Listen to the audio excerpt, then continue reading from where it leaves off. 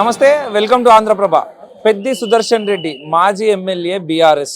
So తను అస్వస్థకు గురై హాస్పిటల్లో జాయిన్ అవ్వడం జరిగింది. ఏదైతే తన సొంత నియోజకవర్గం ఉందో అక్కడి నుంచి హైదరాబాద్ యశోద హాస్పిటల్కి తరలించినారు నిన్న దాదాపు 9 సార్లు పిఆర్ కూడా చేయడం జరిగింది. అండ్ నిన్న ఈవినింగ్ వరకల్లా హైదరాబాద్కి షిఫ్ట్ చేసి ఇక్కడ మెరుగైన వైద్యం కోసం ఇక్కడ యశోద హాస్పిటల్కి షిఫ్ట్ చేయడం జరిగింది. హుటాహుటిన కేటీఆర్ కానీ హరీష్ రావు గారు కానీ బీఆర్ఎస్ నాయకత్వం అంతా కూడా దగ్గరుండి ఇక్కడికి చేర్పించడం జరిగింది. అండ్ నిన్నటి నుంచి కూడా కేటీఆర్ కానీ హరీష్ రావు కానీ బీఆర్ఎస్ యువ నాయకులు అందరూ కూడా అండ్ పెద్ది సుదర్శన్ రెడ్డి నియోజకవర్గానికి సంబంధించిన కార్యకర్తలు కూడా దాదాపు 200 మంది ఇక్కడికి రావడం జరిగింది.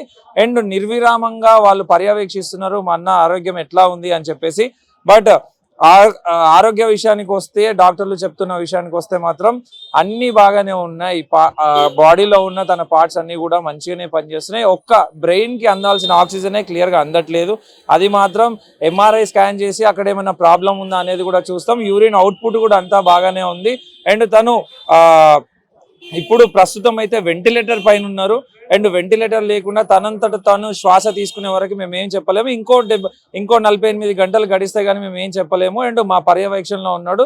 సాధ్యమైనంత వరకు మా ప్రయత్నం మేము చేస్తున్నాం అని చెప్పేసి కూడా డాక్టర్లు చెప్తున్న పరిస్థితి.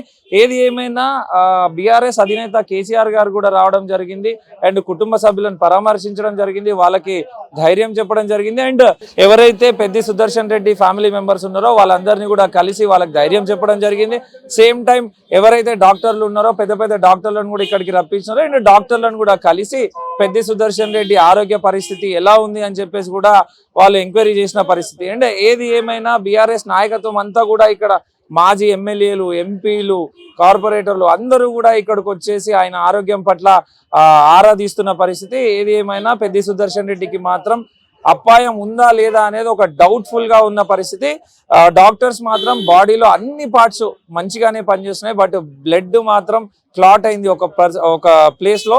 దాని వల్లనే బ్రెయిన్ కి ఆక్సిజన్ అందట్లేదు. సో స్వతహాగా మీరు తీసుకోలేకపోతున్నారు. ప్రస్తుతం వెంటిలేటర్ పైన ఉన్నారు. ఆ వెంటిలేటర్ లేకుండా తను శ్వాస తీసుకోవాలి. ఆ ప్రయత్నం మేము చేస్తున్నాము.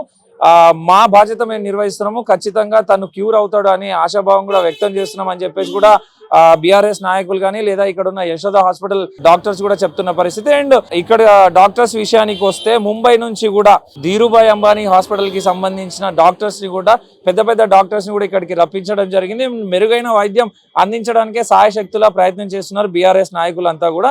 చూద్దాం, పెద్ది సుదర్శన్ రెడ్డి బులెటిన్ ఇంకా రిలీజ్ అవ్వాల్సి ఉంది, హెల్త్ బులెటిన్. అండ్ తన బులెటిన్ ని బట్టి మనం తన హెల్త్ పరిస్థితి ఎలా ఉంది, తను మెరుగయ్యాడా లేదా అనేది కూడా వేచి చూడాల్సిన పరిస్థితి. కెమెరామెన్ నరేష్ తో మల్లేష్, ఆంధ్రప్రభ, హైదరాబాద్.